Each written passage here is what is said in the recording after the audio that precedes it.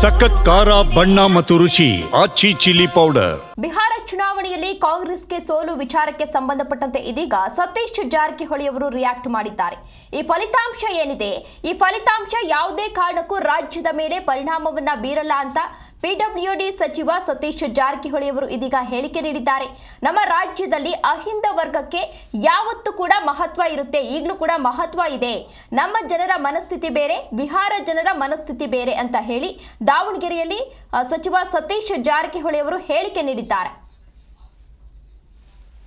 ಇಲ್ಲ, ಸರ್ಕಾರ ಚರ್ಚೆ ಮಾಡಿರ್ಬೋದು, ಇದೇ ಬಿಹಾರ್ ಚುನಾವಣೆ ಇರ್ಬೋದು, ಇಷ್ಟಾಂತರ ಆಗಲಿಕ್ಕೆ ಏನಂತ ಚರ್ಚೆ ಯಾಕೆ ಆಗಲೇಬೇಕಲ್ಲ.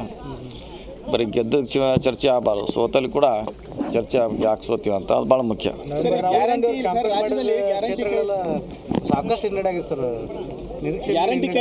ಆಗಿದೆ, ಅದೇ ಅದರಲ್ಲಿ ಒಪ್ಕೊಳ್ಳೇಬೇಕು. ಆಗಿದ್ದೆ ಅಂತ ಎಲ್ಲರಿಗೂ ನಮ್ಮ ಮುಂದಿದೆ, ಅದು ಯಾಕಾಗಿದೆ ಅನ್ನೋದನ್ನು ಚರ್ಚೆ ಆಗಬೇಕಾದ್ರೆ. ಬಿಹಾರದಲ್ಲಿ ಗ್ಯಾರಂಟಿ ಕೈ ಇರಲಿಲ್ಲ, ಇಲ್ಲ ಅಲ್ಲಿ ಗ್ಯಾರಂಟಿ ಇಲ್ಲವೇ ಇಲ್ಲ, ನಮ್ಮ ಸರ್ಕಾರ ಇಲ್ಲವೇ ಇಲ್ಲ. ಸರ್ಕಾರ ಅವ್ರದ್ದಿತ್ತು, ಅವ್ರು ಗ್ಯಾರಂಟಿ ಘೋಷಣೆ ಮಾಡಿದರು, ಜಾರಿ ಕೂಡ ಮಾಡಿದರು, ಹೀಗಾಗಿ ಅವರು ಸಕ್ಸಸ್ ಆಗಿದ್ದಾರೆ. ವೋಟ್ ಚೋರಿ ಇಶ್ಯೂ ಏನು ವರ್ಕೌಟ್ ಆಗಲಿಲ್ಲ ಸರ್? ನೋಡೋಣ, ಅದು ವರಿಷ್ಠ ತೀರ್ಮಾನ ಮಾಡಬೇಕು, ಅದನ್ನ ಏನು ಮುಂದೆ